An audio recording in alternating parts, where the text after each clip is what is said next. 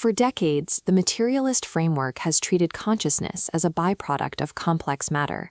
Yet, despite mapping the brain's circuitry in microscopic detail, science has failed to cross the explanatory gap, the problem of how physical neurons produce subjective experience. A parallel crisis is playing out in clinical psychiatry. The standard biomedical model relies almost entirely on chemical symptom management, yet it frequently fails to resolve the most complex, treatment-resistant forms of psychological distress. Psychiatrist Dr. Paul D. Collins proposes a structural solution to both deadlocks. Drawing on his clinical practice, his anthropological training, and quantum information theory, he developed a unified framework called the Lattice. The Lattice rests on a single strict premise, called the ontological inversion. Consciousness does not emerge from matter. Instead, matter, biology, and mind are all expressions of a prior, self-organizing conscious field. To verify this claim, we will trace the lattice across 3 distinct domains: quantum physics, clinical suffering, and ancient myth. By looking closely, we will see that all 3 map the exact same phenomenological territory. Resolving the crises in physics and mental health will not come from inventing stronger drugs or running larger particle colliders. It requires correcting our baseline assumption of what is real. This diagram illustrates the emergence equation, a conceptual schema explaining how the conscious field reorganizes itself. The G represents the generative field. This is the underlying substrate of reality, the prior conscious space where all physical and psychological events actually take place. Next is gamma, or recognition. This is a precise relational pivot point. It represents the exact moment when a latent potential becomes an explicit, irreversible reality. Finally, delta squared represents differential tension. This is the required energetic potential suspended between what currently exists and what is attempting to become. This equation functions as a structural blueprint. It describes exactly how consciousness dreams itself into the physical, psychological, and cultural structures we inhabit. We begin with the physics.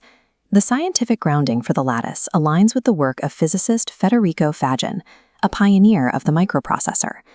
Applying quantum information theory, Faggin argues that consciousness is the primary medium within which all information processing occurs, rather than being a product of it. If consciousness is the medium, the human brain operates as a sophisticated transducer, an interface that filters and tunes into a vast pre-existing field, localizing it into an individual point of experience. This shift redefines psychological distress. Mental crises are no longer viewed strictly as hardware defects inside the skull, but as disturbances in the relationship between the individual transducer and the field it is attempting to translate.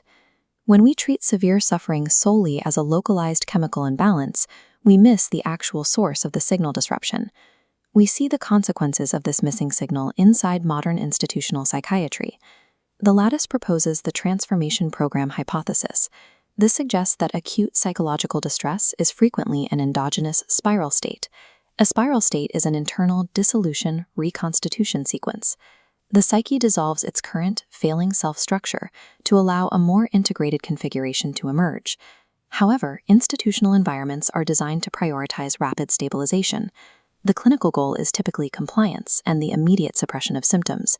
This collision creates the domestication problem. When clinical protocols overwrite a patient's internal process before the field has reorganized, the transformational spiral is flattened into a highly managed, static condition.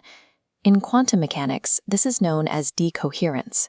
Just as a superposition of possibilities collapses into a single outcome when measured, the clinical environment prematurely collapses transformational potential into a fixed label. This clinical collapse is often achieved through semi-aside. When a patient's profound experience of an underworld descent is translated into a mood disorder with psychotic features, their native symbolic vocabulary is eradicated. This replaces the specific metaphors they need to navigate their threshold state with clinical jargon. By prioritizing immediate behavioral control, the biomedical model actively aborts the endogenous process that is attempting to resolve the patient's crisis.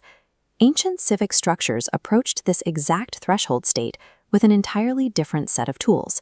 The Great Dionysia in Athens functioned as a precise civic-scale participatory technology, engineered to safely induce and hold field-level psychological reorganizations for the public.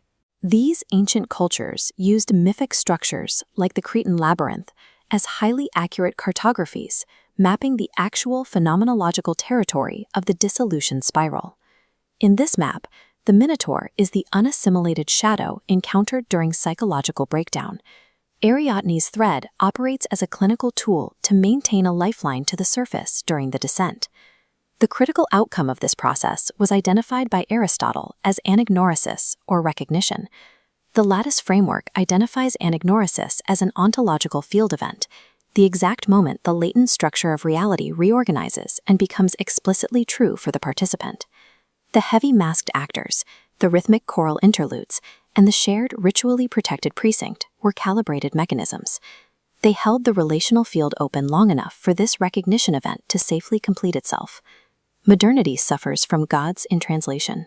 We have degraded these sophisticated participatory field technologies into passive cultural artifacts. Where modern psychiatry prematurely collapses the psychological wave function, ancient societies built massive civic machines to sustain the tension of the spiral until genuine transformation occurred. This is the ultimate isomorphism. Quantum decoherence, psychiatric domestication, and mythic translation are the exact same mechanism operating at different scales. They each represent the premature arrest of transformational potential. To grasp this requires adopting a new epistemological stance, knowing as participation. The scientific method demands detached, objective observation, but that posture is ontologically incoherent when studying consciousness, because the knower is always situated entirely inside the phenomenon they are attempting to measure. Passive intellectual agreement with the lattice was not the goal. Comprehending this framework requires the researcher to personally undergo the same ontological recognition event the theory describes.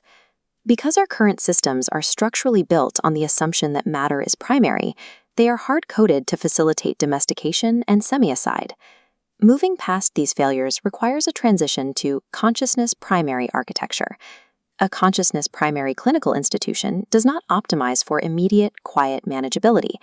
It prioritizes creating the specific environmental conditions necessary to hold a psychological spiral until it successfully completes. This requires moving beyond symptom reduction checklists and developing new outcome measures capable of tracking genuine psychological reconstitution and meaning-making. Currently, our technological trajectory, from biomedical protocols to AI safety training, is optimized for compliance, user comfort, and domestication. We face a structural choice. We can continue expanding materialist institutions that commit semiocide against the human mind, or we can reclaim our ancient technological heritage and build environments that allow the full spiral of human consciousness to complete.